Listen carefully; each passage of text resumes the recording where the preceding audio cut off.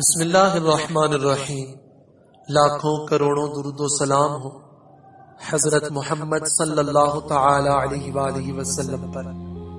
ناظرین کرام، آج ہم آپ کے لیے 4 ایسی عورتوں کا ذکر لے کر آئے ہیں جن کا قرآن پاک کی سورۃ التحریم میں اللہ تبارک و تعالی نے ذکر فرمایا ہے۔ اس کا ہم ترجمہ بھی سنیں گے، لیکن آئیے پہلے آپ کو ان عورتوں کے بارے میں بتاتے ہیں۔ پہلی عورت کے بارے میں جو ہم سنیں گے یہ واحلہ ہے۔ یہ حضرت نوح علیہ السلام کی بیوی تھی۔ اس کو ایک نبی برحق کی زوجیت کا شرف حاصل ہوا اور کئی سال یہ اللہ تعالی کے نبی علیہ السلام کی صحبت سے سرفراز رہی، مگر اس کی بد نصیبی قابل عبرت ہے کہ اس کو ایمان نصیب نہیں ہوا، بلکہ یہ حضرت نوح علیہ السلام کی دشمنی اور توہین و بے ادبی کے سبب سے بے ایمان ہو کر مر گئی، اور یہ جہنمی ہے۔ یہ ہمیشہ اپنی قوم میں جھوٹا پروپیگنڈا کرتی رہتی تھی کہ حضرت نوح مجنون اور پاگل ہے، لہٰذا ان کی کوئی بات نہ مانو، معاذ اللہ۔ دوسری عورت کا جو ہم ذکر کریں گے یہ واعلہ ہے۔ یہ حضرت لوط علیہ السلام کی بیوی تھی، یعنی یہ بھی اللہ کے ایک جلیل القدر نبی علیہ السلام کی زوجیت و صحبت سے برسوں سرفراز رہی، مگر اس کے سر پر بد نصیبی کا ایسا شیطان سوار تھا کہ سچے دل سے کبھی ایمان نہیں لائی،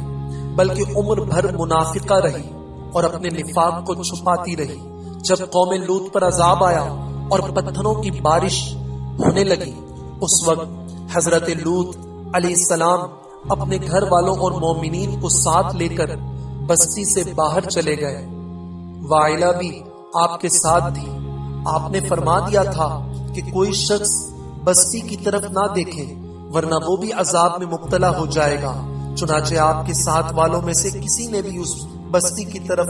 نہ دیکھا اور سب عذاب سے محفوظ رہے، لیکن واعلہ چونکہ منافقہ تھی، اس نے حضرت لوط علیہ السلام کے فرمان کو ٹھکرا دیا، بستی کی طرف دیکھ لیا اور شہر کو الٹ پلٹ ہوتے دیکھ کر چلانے لگی کہ یا قوماہ،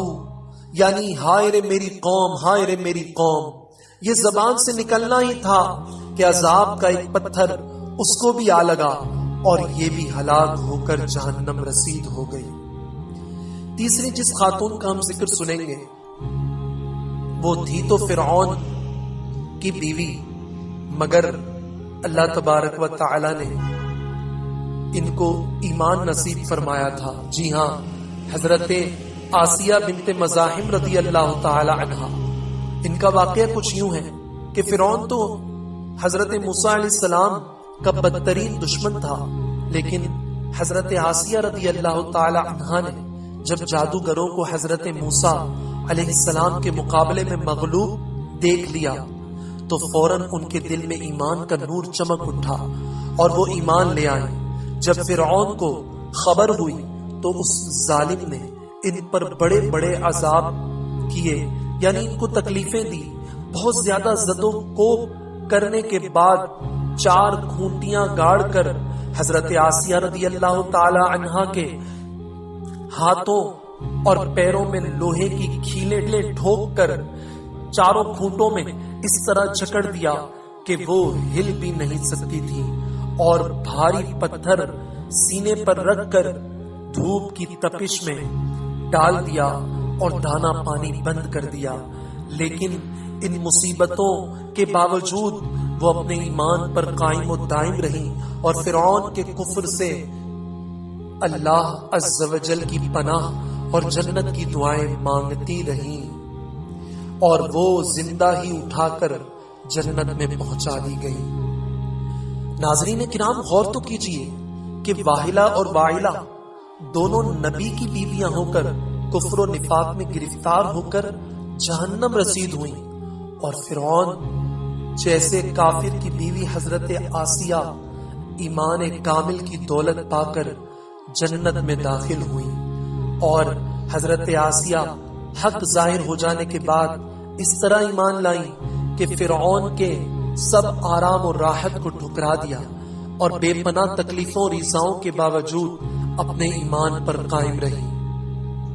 چوتھی جس خاتون کا ہم ذکر کریں گے وہ مریم بنت عمران رضی اللہ تعالی عنہا ہے۔ یہ حضرت عیسیٰ علیہ السلام کی والدہ ہیں۔ چونکہ حضرت عیسیٰ علیہ السلام ان کے